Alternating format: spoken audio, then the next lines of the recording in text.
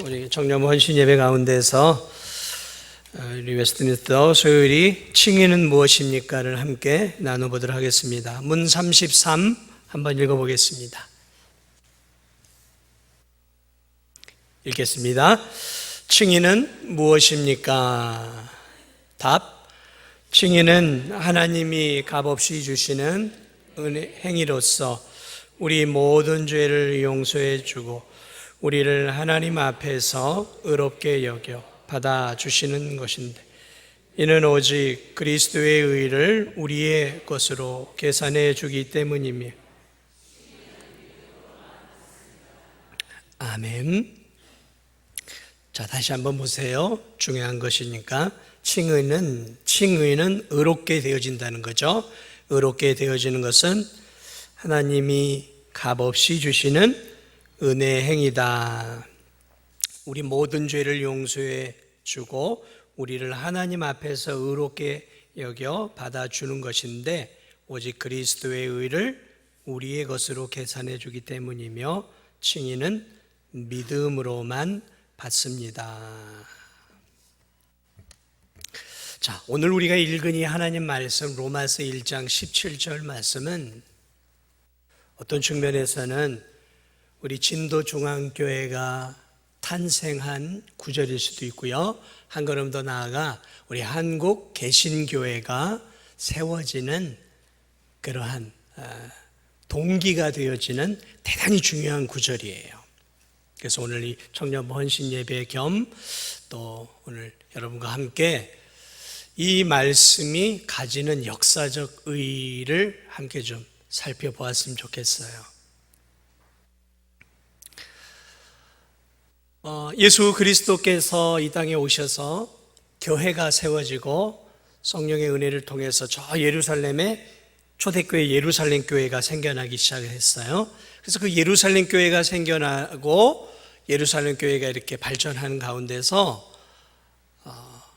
유대인들의 박해가 이어지면서 우리가 알고 있는 것처럼 스데반이 순교를 하면서 예루살렘에 있던 많은 성도들이 사마리아로 또는 저 안디옥으로 또는 저 로마나 소아시아 지방으로 흩어져 버렸어요. 유대 전역으로 흩어졌어요. 그러면서 이 복음이 흩어지고, 그리고 사도 바울이라고 하는 위대한 하나님의 사람이 역사 속에 등장하면서 그가 아시아와 유럽을 통해서 하나님의 복음을 전하고 마침내 저 로마에서도 있는 성도들과 그곳에서 복음을 전함으로 이 기독교가 이 로마, 유럽의 중심이 되어지는 그러한 그 종교로 이렇게 발전하게 되어집니다. 그런데 이 기독교가 국교화되면서 사람들이 이제 다 교회로 들어오기 시작을 했어요. 그러니까 말 그대로 모든 사람들이 정권에 아부하는 사람들, 높은 자리에 올라가려고 하는 사람들은 다 교회에 나왔어요. 교회에 나왔어요. 믿지 않아도. 그러다 보니까 이 순수한 이 교회가 변질이 되기 시작을 했어요. 변질이 되어지면서 교회가 종교 집단에서 이제 정치 집단으로 로마에서 바뀌어져 버렸어요. 그러면서 이 교황이라고 하는 제도가 이 로마에 생겨나기 시작하면서 이제 이 기독교는 우리가 생각하는, 지금에 생각하는, 우리 개신교가 생각하는 교회, 초대교회 때 그 교회가 아니라 거대한 종교 집단이요, 정치 집단이 되어버려요. 자, 이렇게 되면서 교황의 힘이 얼마나 세져 가냐면, 교황을 중심으로 이제 왕들이 세워져요. 저 프랑스에는 누구 왕, 오스트리아는 누구, 이러면서 이 교황이 이 유럽의 왕들 위에 왕의 왕으로 서게 되어져요. 그래서 모든 당시에 유럽의 모든 국가들은 어쨌든 형식적으로는 다 카톨릭이었어요. 캐톨릭, 공교회로 하나가 되어졌어요. 이 왕들이 누구의 눈치를 봤냐면 늘 교황의 눈치를 봤어요. 그리고 교황 밑에 추기경들이 있었고 또 그들의 이 권력이라는 것은 상상을 초월하는, 그래서 황제가 되거나 왕이 되려면 교황의 사인을 받아야 돼요. 그만큼 이 교황의 권력이 중세시대 하늘 높은 줄 모르고 올라가면서 자연스럽게 교회는 부패하기 시작을 하고, 오늘 우리가 지금 믿고 있는 이런 개신교가 아니었어요. 교회는 거대한 정치, 권력 집단이 되어버린 것이죠. 그러면서 중세시대의 이 하나님의 성경이 맛을 잃은 소금이 되어버렸어요. 그리고 대부분의 사람들은 성경을 읽을 수가 없었어요. 왜냐하면 성경은 유럽 시대에는 라틴어로 기록이 되어 있었어요. 그런데 이 라틴어라고 하는 것은 영어도 아니었고 프랑스어나 독일어가 아니었어요. 그렇기 때문에 이 성경을 읽을 수 있는 사람은 극소수였어요. 심지어는 당시에 종교개혁이 일어나기 당시에 사제들, 그러니까 저와 같은 이제 캐토릭의 목사급 되는 사제들조차도 성경 한 줄을 읽을 수가 없었어요. 읽지도 못하고 사제 노릇을 하고 있었어요. 거의 그러니까 교회를 다니는 대부분의 거의 모든 이런 사람들은 성경도 없었고 미사를 드리면서 전해지는 말씀을 그냥 그대로 믿었어요. 교황의 말은 하나님의 말이다. 그래서 교황이 입에서 나오는 말은 그건 다 하나님 말이었어요. 법이었어요. 교황의 말과 하나님의 말이 틀리면 하나님의 말이 아래로 들어가고 교황의 말이 위로 올라가는 거예요. 교회의 이 전통은 성경 위에 있다. 그래서 백성들은, 모든 사람들은 다 교황의 말과 교회의 그러한 전통을 따라가는 그런 시대의 중세가 계속 천년의 역사를 거치면서 타락의 타락을 거듭해 왔어요. 그러나 그 가운데에는 그래도 성경을 알고 믿음을 지켜가는 소수의 무리가 쭉 이어져 오는데, 그 사람들 가운데 한 사람이 이제 종교개혁을 일으키는 역사의 분수령에 서게 되는데, 그 사람이 누구냐면 마르틴 루터예요. 저 독일에서 태어난 마르틴 루터라고 하는 사람이 있었어요. 근데 이 사람이 종교개혁을 일으킨 결정적인 성경 구절이 뭐였냐면 오늘 우리가 읽은 이 로마서 1장 17절의 말씀이었어요. 그런데 이 말씀을 통해서 종교개혁에 불이 붙으면서 결국은 오늘 우리가 믿고 있는 이 개신교, 우리를 개신교라 그래요. 이것을 그 당시에는 프로테스탄트라고 했어요. 프로테스탄트. 이 프로테스탄트라는 뜻은 저항하는 자라는 뜻이었어요. 그러니까 중세 시대에 종교개혁을 일으켰던 자들은 그 당시에 교회의 권력에 저항하는 자들이었다라는 의미로 프로테스탄트라고 말해요. 프로테스탄트, 저항자들이다.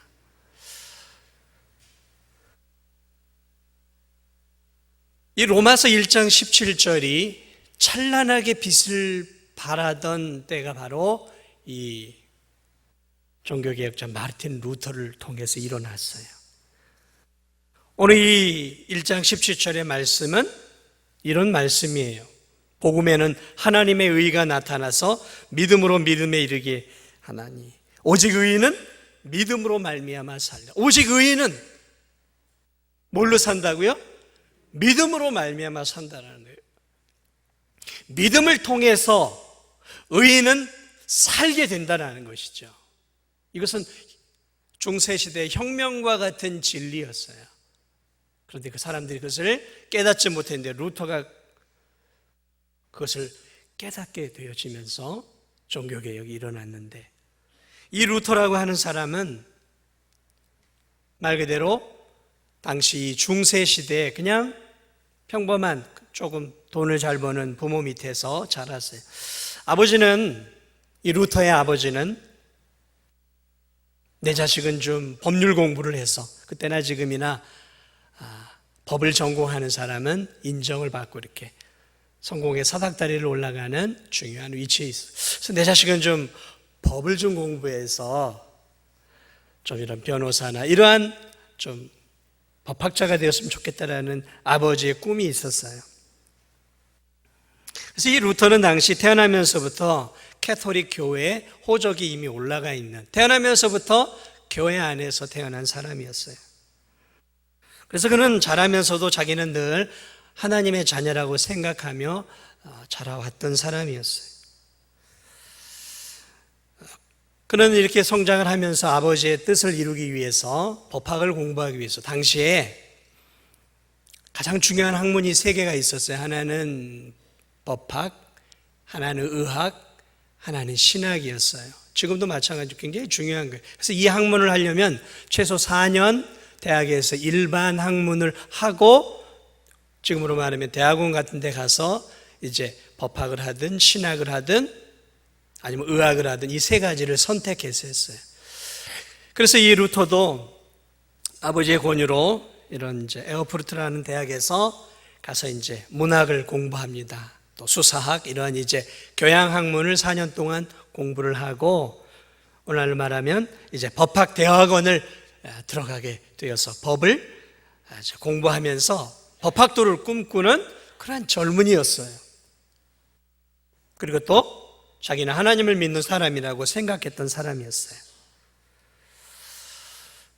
법학을 한 1년 정도 하고 친구와 함께 이제 고향을 들렸다가 돌아가는 길에 이 마르틴 루터가 그의 인생을 바꿔놓는 큰 하나의 사건을 접하게 되는데, 학교로 돌아오는 길에 슈토테른하임이라는 곳에서 친구와 함께 천둥 번개를 만나게 되어준데, 강한 천둥 번개가 내려치면서 자기 옆에 있던 친구에게 벼락이 떨어진 거예요. 그래서 친구가 즉사하고 만 거예요. 그때 그 친구의 죽음을 통해서 이 루터의 마음속에 죽음에 대한 강한 두려움이 오기 시작하면서, 내가 죽으면 내가 정말 하나님 나라 갈 수 있을까?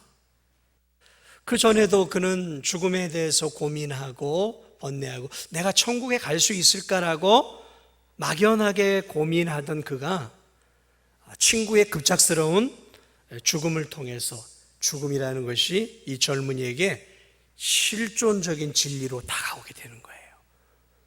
내가 어떻게 될까, 죽으면. 나도 갑자기 벼락을 맞거나 병에 걸려 죽으면 나는 천국 갈 수 있을까?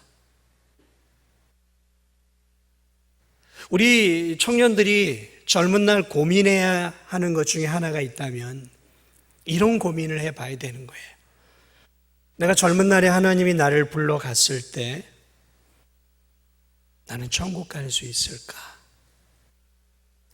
오늘이라도 하나님이 나를 불러간다면 나는 천국 갈 수 있을까? 한번 생각해 보세요. 우리 청년들 마음속으로. 나는 오늘 밤 이 세상을 떠나면 천국 갈 확신이 있는가?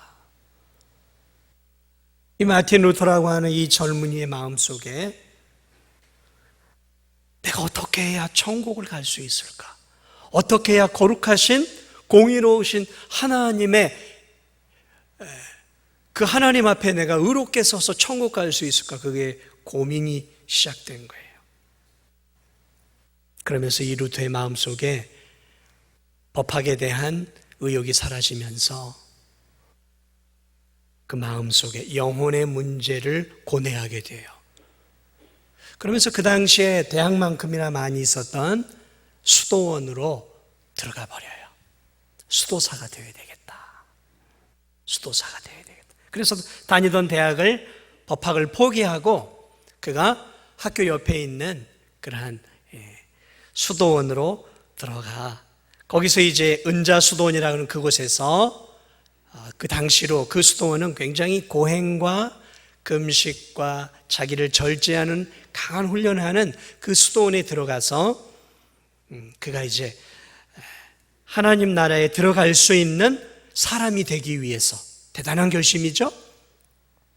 천국에 들어가기 위해서 하나님 앞에, 공의로운 하나님 앞에 의로운 사람이 되기 위해서 그가 대학을 포기하고 그 수도원에 들어가서 이제 수도를 하기 시작합니다.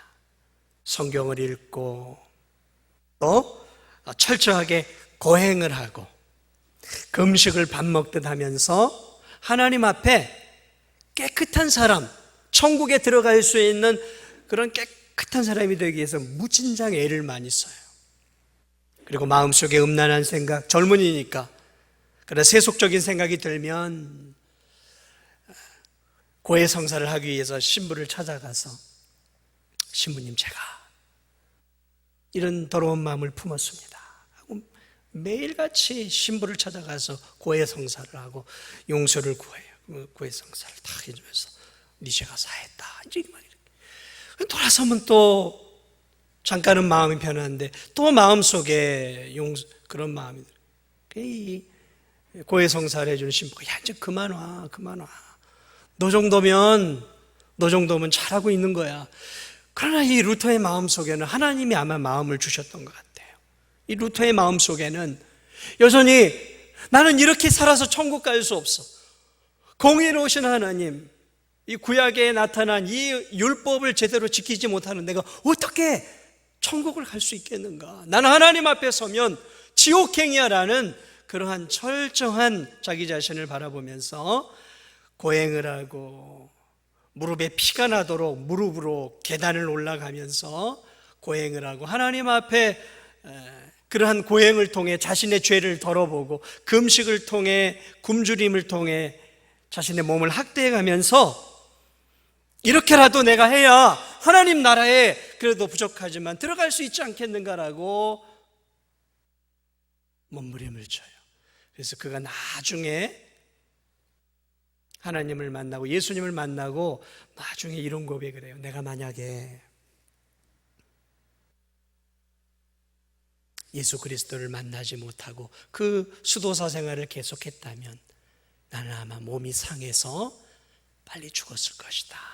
그렇게 고백할 만큼 그는 철저하게 자신의 행위를 통해서 정말 하나님 마음을 흡족하게 해드리려고 하는 율법주의자의 삶을 살지만 그의 마음속에는 여전히 구원에 대한 확신보다는 점점 더 나는 하나님 앞에 불완전한 존재야 라는 그러한 것들을 깨닫게 되어집니다.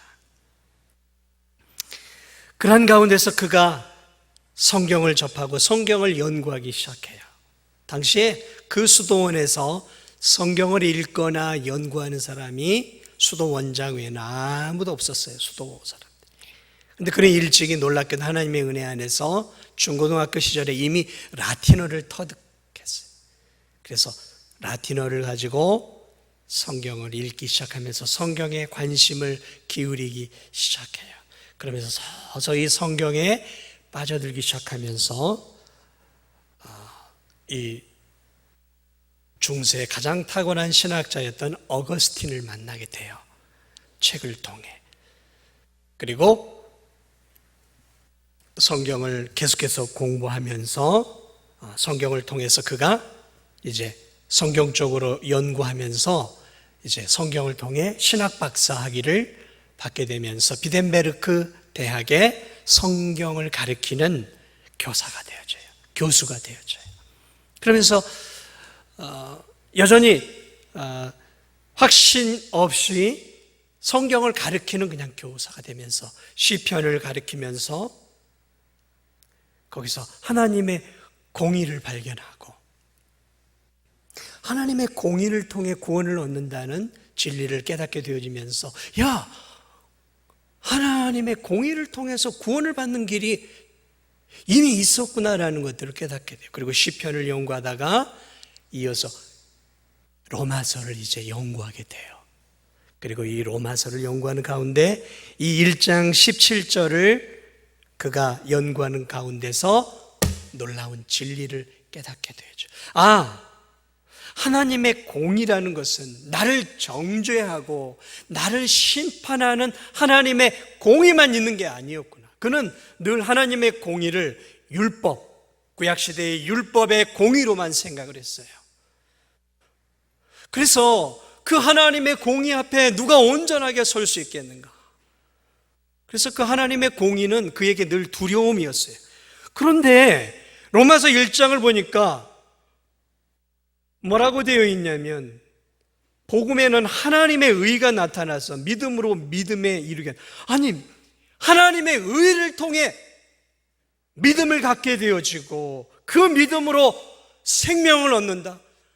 하나님의 의는 우리를 심판하고 우리를 지옥에 던지는 무서운 의인데, 이 로마서의 17장의 1장 17절은 하나님의 의를 통해 우리가 구원을 받는다라고 하니까 이 마틴 루터가 쇼킹을 받은 거예요. 충격을 받은 거예요.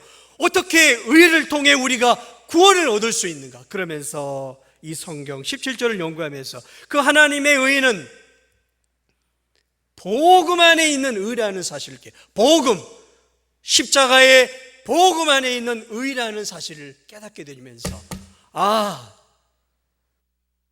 구원을 얻는 이 의는 예수 그리스도의 십자가의 복음을 통한, 그러니까 예수 그리스도께서 흘리신 그 보혈과 그분이 이루어내셨던 그분의 완벽한 삶을 통해 주어지는 그 예수 그리스도의 의가 우리를 구원하는 의로구나 라는 이 하나님의 의에 대한 눈이 확 열리면서, 그동안 구약 안에서의 심판의 의만 바라봤던 이 마르틴 루터가 예수 그리스도를 통해 주어지는 십자가의 은혜와, 그리고 예수 그리스도께서 이 땅에서 율법을 완성하신 이 의를 통해서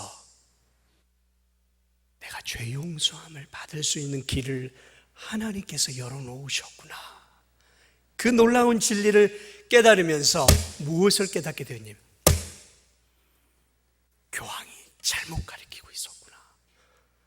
중세시대 이 교회가 너무나 성경에서 벗어나고 있었구나, 그것을 깨닫게 되어지면서 그가 95개조 반박문을 적습니다. 95개 조항을, 그 당시에 교회 문제점들을, 교황의 문제점들을, 교회의 문제점들을 95개를 쭉 이렇게 써 1517년 그가 95개의 반박문을 마치 대학에 대자보를 붙이는 것처럼 비덴베르크 성당 그가 출석하는 그 교회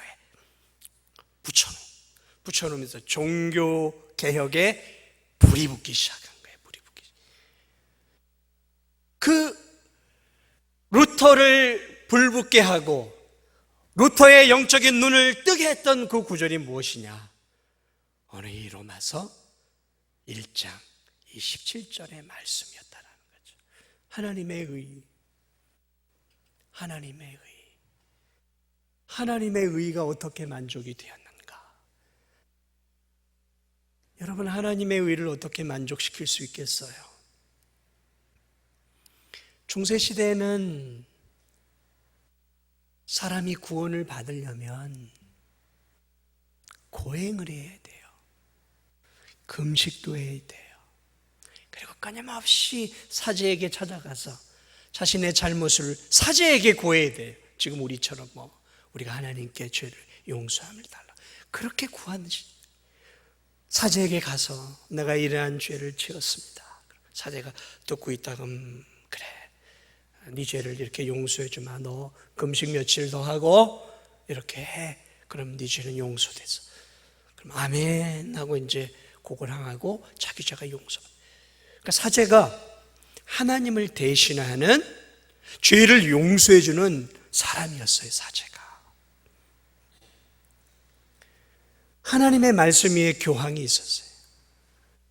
그래서 교황으로부터 죄 용서의 권한이 나왔어요. 교황의 말 한마디로 또 다 죄 용서가 되었어요. 그래서 교황이, 자, 면죄부를 만들어 놓을 테니까 이 면죄부를 돈 주고 사면 네 죄만이 아니라 죽어서 지금 연옥에 가 있는, 천국에 못 간 연옥이라는 것을 만들어 놓고, 연옥에 가 있는 너희 부모가 네가 1,000,000원짜리 면죄부를 살면, 연옥에서 지금 고통 속에 있는 너희 부모가 1,000,000원짜리 면죄부를 사는 그 순간 바로 천국으로 들어갈 것이다. 이게 면죄부예요. 그래서 그 당시에 수많은 사람들이 자기 자신만이 아니라 부모와 조상들의 그 연옥에서 천국으로 부모를 보내기 위해서 그 면죄부를 사고, 그 면죄부를 통해서 판 어마어마한 수익금을 가지고 당시 뭐 성 소피아 이 성당들을 수백 년을 걸쳐 지었던 거예요. 여러분, 저 로마에 가는 으리으리한 그 성당들 수백 년 동안 지어진 거예요. 그게 다 어떤 이 재원이 어디서 나왔냐면 성도들의 피를 빤 거예요. 네 죄 용서받고 싶으면 면죄부 사라는 거예요. 그러면 너 연옥에서 1,000년 있을 거 900년으로 단축시켜주는 거예요. 성인들에게 기도하라는 거예요. 성인들에게, 죽은 성인들에게 기도하라는 거예요. 성인들에게 기도하고 성인들의 유골을 이렇게 만지면 네 죄가 감해진다는 거예요.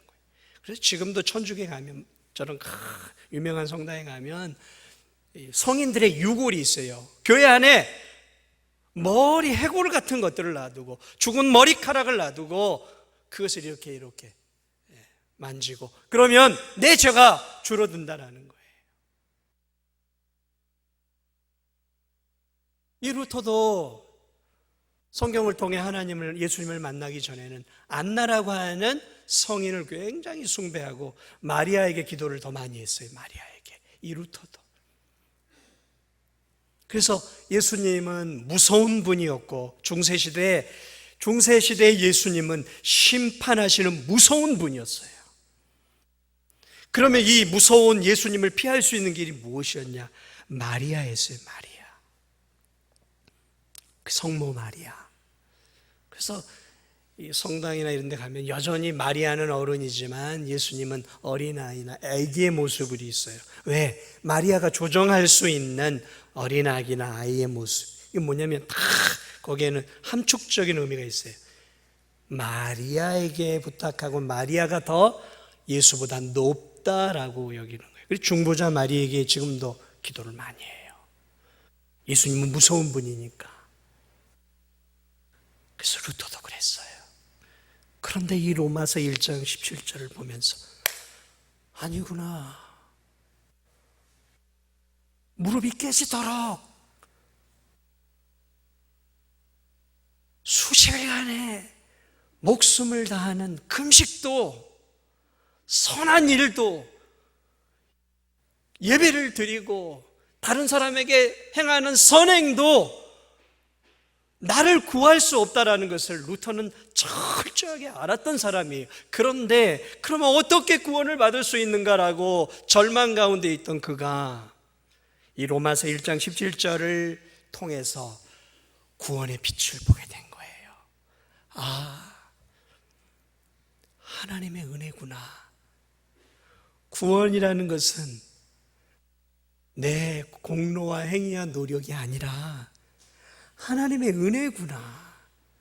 하나님께서 보내주신 예수 그리스도, 그 예수 그리스도께서 나를 위해 십자가에서 이루신 그 십자가의 보배 피, 그리고 그분이 이 땅에서 이루어낸 온전한 의로운 삶, 그것이 내게 전해질 때 내가 하나님 앞에 의롭게 되어지고 천국에 갈 수 있구나.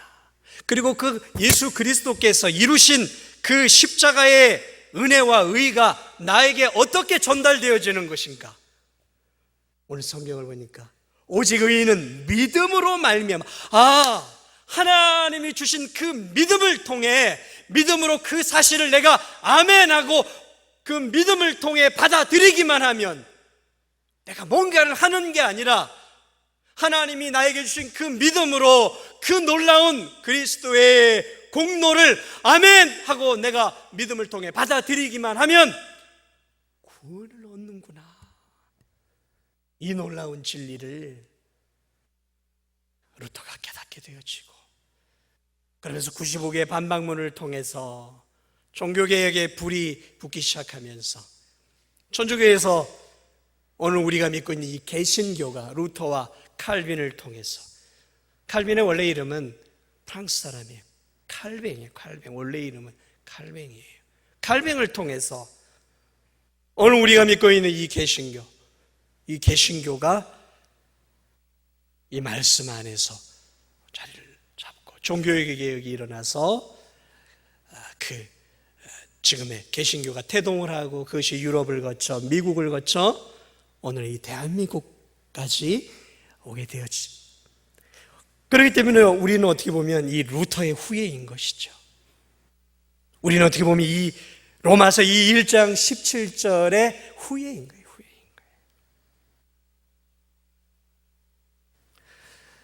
사랑하는 우리 젊은 우리 청년들, 바라기는 젊은 시절의 이 진리, 어떻게 구원을 받을 수 있는가, 무엇을 통해 구원을 받을 수 있는가에 대한 분명한 진리를 붙잡고 살아야 돼요. 왜냐하면 믿음은 이 칭의, 어떻게 무엇을 통해 구원받는지를 분명하게 붙잡지 않으면 우리의 믿음은 반석이 아니라 모래 위에 세워지는 믿음이 되어지는 거예요. 내 믿음이 평생 흔들림 없이 세워지려면 믿음을 통해 하나님이 내게 은혜로 주신 믿음이라는 이 통로, 이 믿음이라는 통로는 마치 이것과 같아요. 마치 이 정부에서 우리나라에서 먹을 수 있는 상수원의 물을 만들어 놨어요. 그 물을, 상수원의 깨끗한 물을 각 가정 안에서 받아 마시려면 수도관을 통해서, 그리고 수도꼭지를 통해서 우리에게까지 온단 말이죠. 그 수도관과 같은 거예요. 믿음이라는 것은.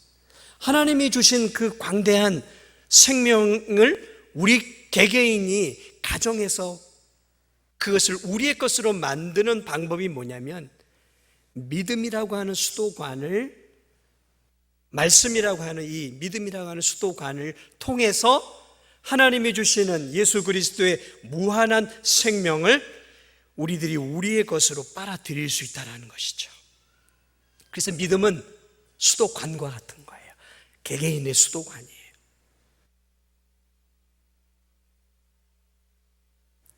말씀을 마무리합니다. 성경의 진리는 역사 속에서 언제나 놀라운 역사를 이루었고, 하나의 진리의 말씀은 한 나라를 바꾸기도 하고, 한 민족을 바꾸기도 하고, 한 개인의 삶을 바꿔가는 능력이 있어요. 루터는 이 로마서 1장 17절을 통해 자기 자신의 삶만이 아니라 개신교로, 우리가 믿고 있는 개신교의 역사를 만들어낸 그런 놀라운 그런 은혜를 가졌습니다. 사랑하는 우리 성도들과 또 우리 젊은 청년, 그가 성경에 무지했다면, 그가 성경을 라틴어를 당시에 읽을 수 없었다면 그러한 종교개혁은 그를 통해 이루어질 수 없었을 것입니다. 우리에게 주어진 이 성경, 한글로 번역된 이 성경 얼마나 귀해요. 우리 청년들에게 당부합니다. 하나님 말씀은 여전히 살았고 생명력이 있어 좌우의 날선 검보다 예리, 혼과 영과 관절과 골수를 찔러 쪼개서 한 사람을 위대한 하나님의 사람으로 만들기도, 한 사람을 통해 수많은 영혼을 바꿔내는 역사를 이뤄내요. 성경을 읽으세요. 성경을 읽으세요. 그리고 성경을 묵상하세요. 그리고 성경을 암송하세요. 그 하나의 성경 구절이 루터에게는 로마서 1장 17절이었다면 여러분의 또 인생을 바꿀 성경 구절은 이 성경 안에 무한대로 많이 있어요. 성경을 통해 우리의 젊은이들이 성경을 통해 비전을 갖고 성경을 통해 변화가 되어서 루터와 같이 한 시대를 바꿔내고 이 대한민국의 역사를 움직여가고 하나님의 말씀을 통해 그렇게 위대한 사람은 아니더라도 내가 처한 직장과 사회 속에서 내 주변을 말씀으로 바꾸어낼 수 있는 그러한 능력 있는 우리 청년들, 그리고 그러한 우리 성도들이 되시기를 주님의 이름으로 축복을 드립니다.